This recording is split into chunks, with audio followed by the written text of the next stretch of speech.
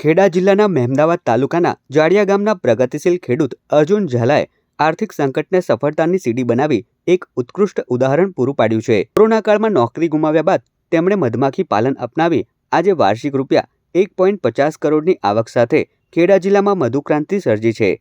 માત્ર 10 પેટીઓથી શરૂ થયેલો આ વ્યવસાય આજે દેશના 17 રાજ્યોમાં 4000 પેટીઓ સુધી વિસ્તર્યો છે।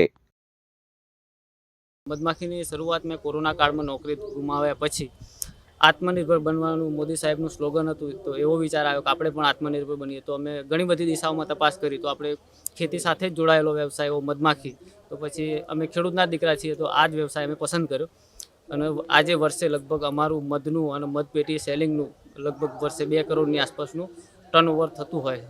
જોકે આ વ્યવસાયમાં બાગાયત વિભાગ દ્વારા 55 થી 75% સુધીની માતબર સબસિડી મળતી હોવાથી તે ખેડૂતો માટે વધુ ફાયદાકારક છે।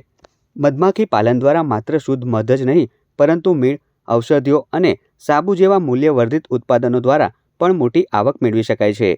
આ ઉપરાંત બી વેગન એટલે કે મધમાખીનું ઝેર થેરાપી અને પરાગનયન દ્વારા પાક ઉત્પાદનમાં થતો વધારો ખેડૂતો માટે આશીર્વાદરૂપ સાબિત થયો છે। મધમાખી ઉછેર એટલા માટે સારી છે, એક તો આપણા ખેતરની અંદર જે પાકની અંદર જીવાત હોય એને તે નાબૂદ કરે છે, મધની પેદાશ સારી મળી રહે છે। બીજું કે મધમાખીથી આપણને સારા એવા એ મળી રહ્યા હોય છે, એટલે હું માનું છું કે મધમાખી આપણું સાઈડ ઇન્કમ વધારી રહી છે।